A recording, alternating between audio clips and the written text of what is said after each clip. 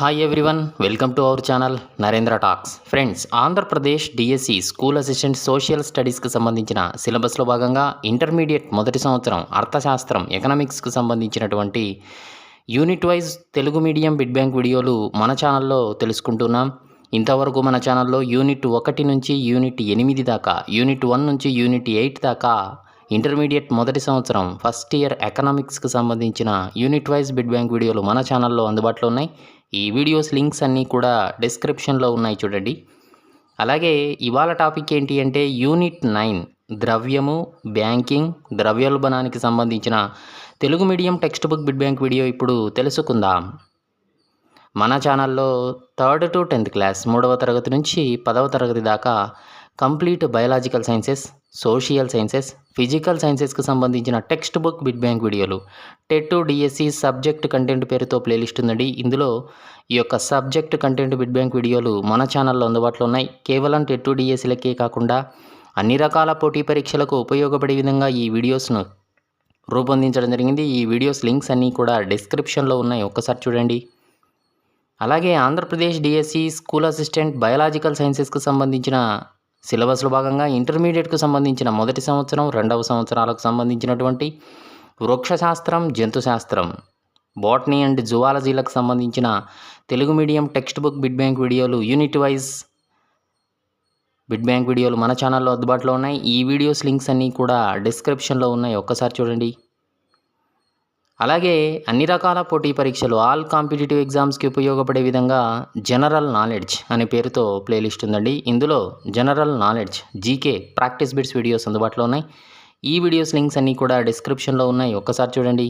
Okay, first time మన channel చూస్తూ ఉన్నట్లయితే సబ్స్క్రైబ్ చేయండి, బెల్ ఐకాన్ ఆల్ మీద ట్యాప్ చేయండి. సబ్స్క్రైబ్ చేయడం వలన ఛానల్లో ఉన్న వివిధ రకాల కంటెంట్ వీడియోలని కూడా మీరు మిస్ కాకుండా చూడగలుగుతారు. ఓకే, టుడే టాపిక్లోకి వెళ్ళే ముందు వీడియోని అయితే లైక్ చేయండి ఫ్రెండ్స్. లైక్ చేయడం వలన మరిన్ని కంటెంట్ వీడియోలు మీ ముందుకు తీసుకురావడానికి అవకాశం ఇచ్చినారు అవుతారు, కాబట్టి ఈ వీడియోని అయితే లైక్ చేయడం మర్చిపోదండి. అలాగే వీడియోను స్కిప్ చేయకుండా కంప్లీట్గా చూడండి, మీకు పూర్తి ఇన్ఫర్మేషన్ ఉంటుంది. ఇక విషయంలోకి వస్తే Andhra Pradesh DSC school assistant social స్టడీస్కి సంబంధించినటువంటి ఇంటర్మీడియట్ ఫస్ట్ ఇయర్ మొదటి సంవత్సరానికి సంబంధించిన అర్థశాస్త్రం ఎకనామిక్స్కి సంబంధించినటువంటి unit wise text book bit bank వీడియోలు మన ఛానల్లో అందుబాటులో ఉన్నాయి. ఇంతవరకు మన ఛానల్లో యూనిట్ 1 నుంచి యూనిట్ 8 దాకా అర్థశాస్త్రం ఎకనామిక్స్కి సంబంధించినటువంటి టెక్స్ట్ బుక్ బిడ్ బ్యాంక్ వీడియోలు అందుబాటులో ఉన్నాయి. ఈ వీడియోస్ లింక్స్ అన్నీ కూడా డిస్క్రిప్షన్లో ఉన్నాయి, చూడండి. ఇవాళ టాపిక్ ఏంటి అంటే యూనిట్ 9 ద్రవ్యము, బ్యాంకింగు, ద్రవ్యోల్బణానికి సంబంధించిన పార్ట్ 1 వీడియో ఇప్పుడు తెలుసుకుందాం. మొదటి ప్రశ్నను గమనిస్తూ ఉన్నాం. ఆర్థిక వ్యవస్థలో ద్రవ్యం వాడుకలోకి రాకముందు ఏ పద్ధతి అమలులో ఉండేది? కుండ మార్పిడి విధానం, వస్తు మార్పిడి విధానం, వస్త్ర మార్పిడి విధానం, ఏదీ కాదు. ఆన్సర్ చేయడానికి ట్రై చేస్తూ ఉండండి ఫ్రెండ్స్ కామెంట్ సెక్షన్లో. ఆర్థిక వ్యవస్థలో ద్రవ్యం వాడుకలోకి రాకముందు ఏ పద్ధతి అమల్లో ఉండేది? ఆన్సర్ ఈజ్ ఆప్షన్ బి, వస్తు మార్పిడి విధానం. రెండవ ప్రశ్న చూస్తున్నాం. ఏ విధానంలో వ్యక్తులు వస్తువులకు బదులుగా వస్తువులను వినిమయంగా పొందుతారు? కుండ మార్పిడా, వస్తు మార్పిడా, వస్త్ర మార్పిడా, ఏదీ కాదు. ఏ విధానంలో వ్యక్తులు వస్తువులకు బదులుగా వస్తువులను వినిమయంగా పొందుతారు?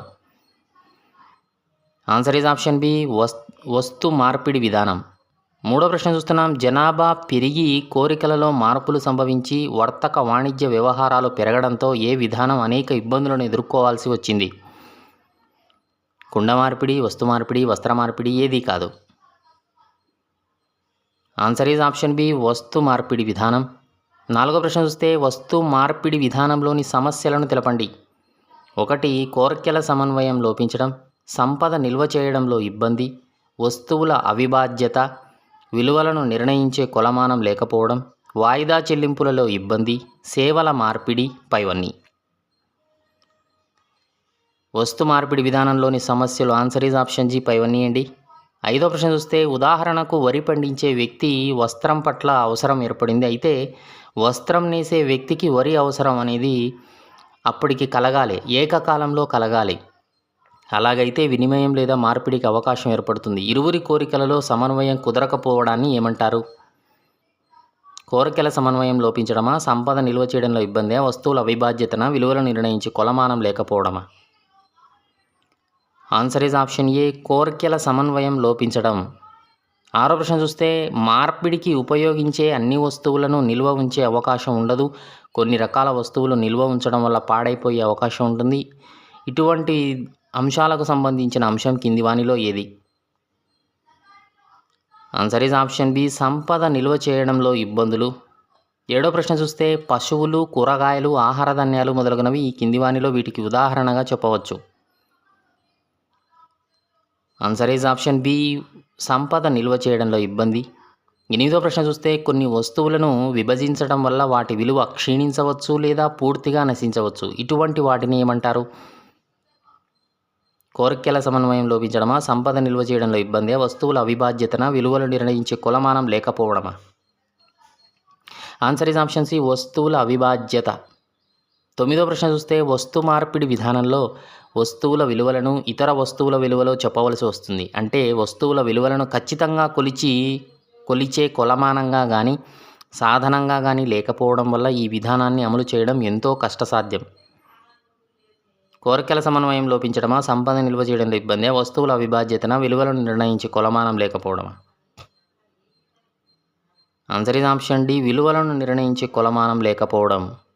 పదో ప్రశ్న చూస్తే ఆర్థిక వ్యవస్థలో రుణాలు ఇవ్వడం, పుచ్చుకోవడంలో ఇబ్బందులు ఎదురవుతాయి. ఎందుకంటే వస్తు వినిమయంలో ఈ రకమైన చెల్లింపులు కష్టసాధ్యం.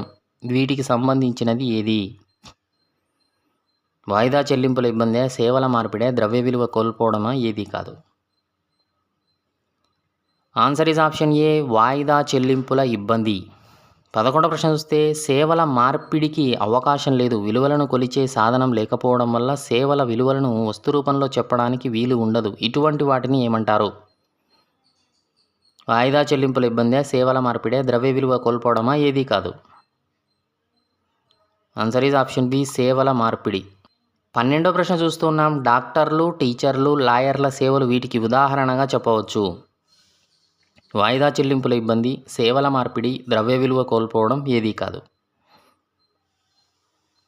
ఆన్సర్ ఈజ్ ఆప్షన్ బి, సేవల మార్పిడి. 13వ ప్రశ్న చూస్తే ద్రవ్యం నిర్వహించే విధులు చాలా ఉన్నాయండి. వీటిని పలు రకాలుగా వర్గీకరించారు. అవి ఏవి? 1 ప్రాథమిక విధులు, 2 ద్వితీయ శ్రేణి విధులు, 3 అనుషంగిక విధులు. ఆప్షన్ డి పైవన్నీ. ఆన్సర్ ఈజ్ ఆప్షన్ డి పైవన్నీ అండి. 14వ ప్రశ్న చూస్తే ప్రాథమిక విధులు 2 రకాలుగా వర్గీకరించబడ్డాయి. అవి ఏవి? 1 వినిమయ మాధ్యమం, 2 విలువల కొలమానం. Answer is option C, A comma B. 15వ ప్రశ్న చూస్తే ఏ వస్తువైనా ముందుగా ద్రవ్యంతో మార్పిడి చేసుకొని ఆ తర్వాత ఆ ద్రవ్యంలో మరి ఏ ఇతర వస్తువైనా కొనుగోలు చేయవచ్చు. ఈ విధంగా ద్రవ్యం అనే వినిమయ మాధ్యమం ద్వారా ప్రజలు వస్తువు సేవలను వినిమయం చేసుకోవచ్చు. ఇటువంటి దానిని ఏమంటారు? ఆన్సర్ ఈజ్ ఆప్షన్ ఏ, వినిమయ మాధ్యమం అంటారు. 16వ ప్రశ్న చూస్తే వస్తు సేవల విలువ కొలమానంగా ద్రవ్యం వ్యవహరిస్తుంది. వ్యాపార వ్యవహారాలను సులువైనవిగా, సులభతరమైనవిగా మార్చింది. దీనిని ఏమంటారు? ఆన్సర్ ఈజ్ ఆప్షన్ బి, విలువల కొలమానం అంటారు.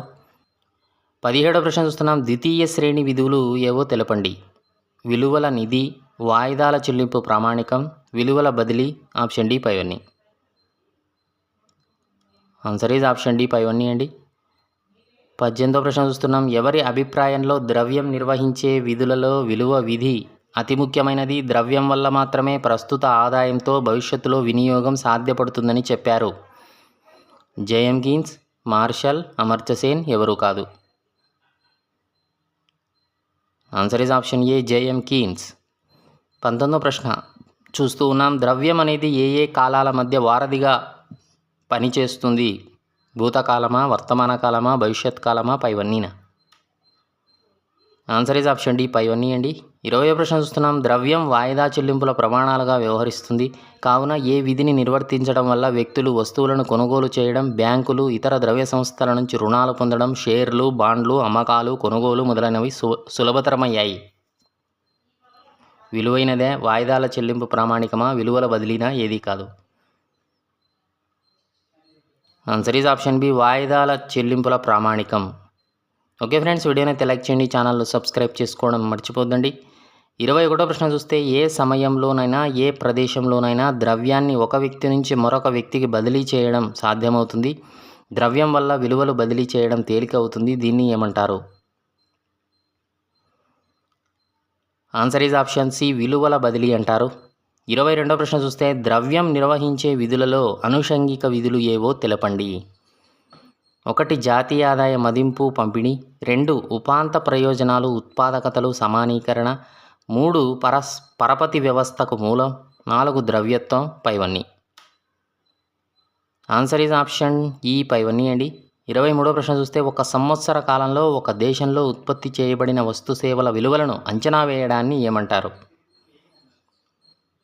జాతీయ ఆదాయ మదింపు పంపిణీన, ఉపాంత ప్రయోజనాలు ఉత్పాదకతల సమానీకరణ, పరపతి వ్యవస్థకు మూలమా, ద్రవ్యత్వమా? ఆన్సర్ ఈజ్ ఆప్షన్ ఏ జాతీయ ఆదాయ మదింపు పంపిణీ అంటారు.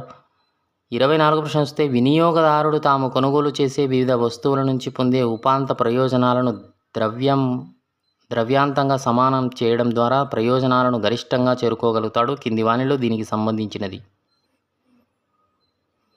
ఆన్సర్ ఈజ్ ఆప్షన్ బి ఉపాంత ప్రయోజనాలు ఉత్పాదకతలు సమానీకరణ అంటారు. 25వ ప్రశ్న చూస్తే అన్ని ఆర్థిక లావాదేవీలకు ద్రవ్యం ప్రాతిపదిక. ద్రవ్య రిజర్వు లేనిదే పరపతి సృష్టి జరగదు. పరపతి కార్యకలాపాలన్నిటికీ ద్రవ్యం పూచీకత్తుగా వ్యవహరిస్తుంది. దీన్ని ఏమంటారు?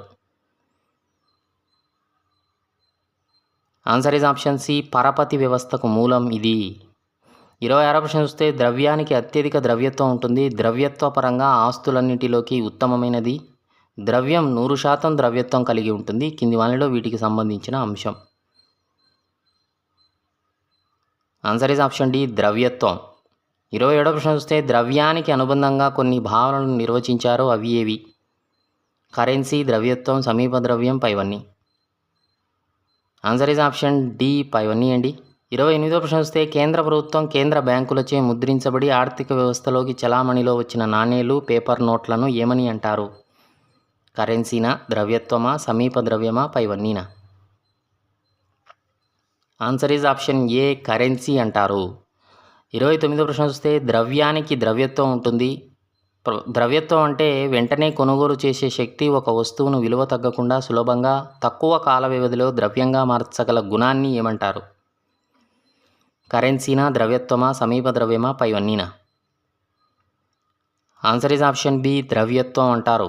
30వ ప్రశ్న చూస్తే టైం డిపాజిట్లు, పోస్ట్ ఆఫీస్ పొదుపు పత్రాలు, కంపెనీ స్టాక్స్, షేర్లు, ట్రెజరీ బిల్లులు మొదలగునవి ద్రవ్యానికి చాలా దగ్గరి ప్రత్యామ్నాయాలు. ఇలా ద్రవ్యత్వంలో ద్రవ్యానికి దగ్గరలో ఉన్న వాటిని ఏమంటారు? కరెన్సీనా, ద్రవ్యత్వమా, సమీప ద్రవ్యమా పైవన్నీనా?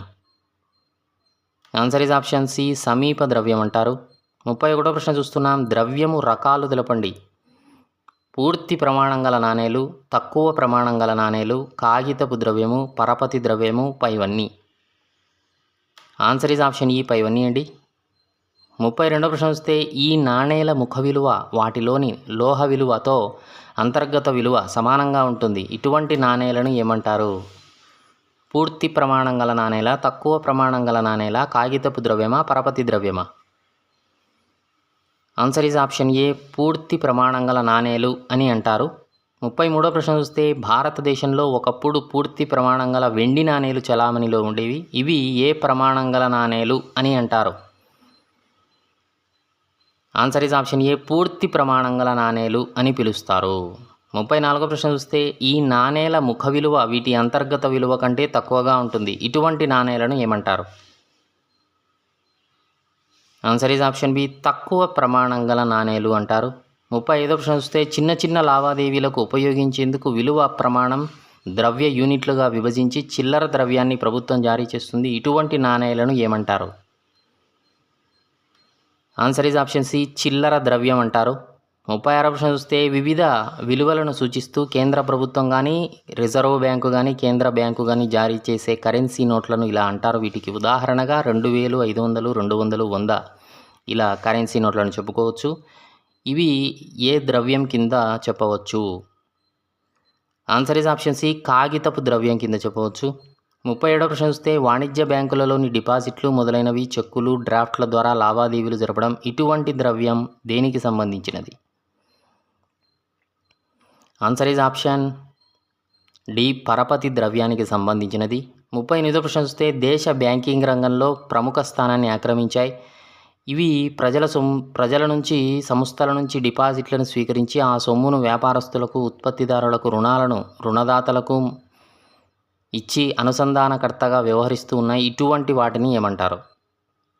ఆర్థిక సంస్థల, విత్త సంస్థల, వాణిజ్య బ్యాంకుల, ప్రభుత్వ సంస్థల? ఆన్సర్ ఈజ్ ఆప్షన్ సి, వాణిజ్య బ్యాంకులు అంటారు.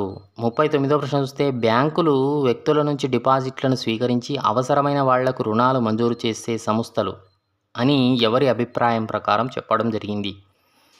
సేయర్సా, క్రౌతరా, మార్షలా, కీన్సా?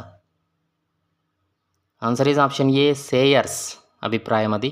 40వ ప్రశ్న చూస్తే ఇతరుల రుణాలు తీసుకుని తన వద్ద గల ద్రవ్యాన్ని ఇతరులకు ఇవ్వడం ద్వారా ద్రవ్యాన్ని సృష్టించడమే బ్యాంకుల వ్యాపారం అని తెలిపినవారు? సేయర్సా, క్రౌతరా, మార్షలా, కీన్సా? Answer is option B, Crowther అభిప్రాయం అది. ఓకే ఫ్రెండ్స్, ఇది Andhra Pradesh DSC school assistant social స్టడీస్కి సంబంధించిన సిలబస్లో భాగంగా ఇంటర్మీడియట్ మొదటి సంవత్సరం అర్థశాస్త్రం ఎకనామిక్స్కి సంబంధించినటువంటి యూనిట్ 9 ద్రవ్యము, బ్యాంకింగ్, ద్రవ్యోల్బణానికి సంబంధించిన Telugu medium text book bit bank video part 1 video ఇప్పుడు తెలుసుకున్నాం. ఈ వీడియో నచ్చితే లైక్ చేయండి. మీ ఫ్రెండ్స్, ఫ్యామిలీ మెంబర్స్కి ఈ వీడియో యూజ్ అవుతుంది అనుకుంటే షేర్ చేయండి. ఛానల్ను సబ్స్క్రైబ్ చేసుకోవడం మర్చిపోద్దండి. వీడియోను లైక్ చేయడం అసలు మర్చిపోద్దండి. Thanks for watching.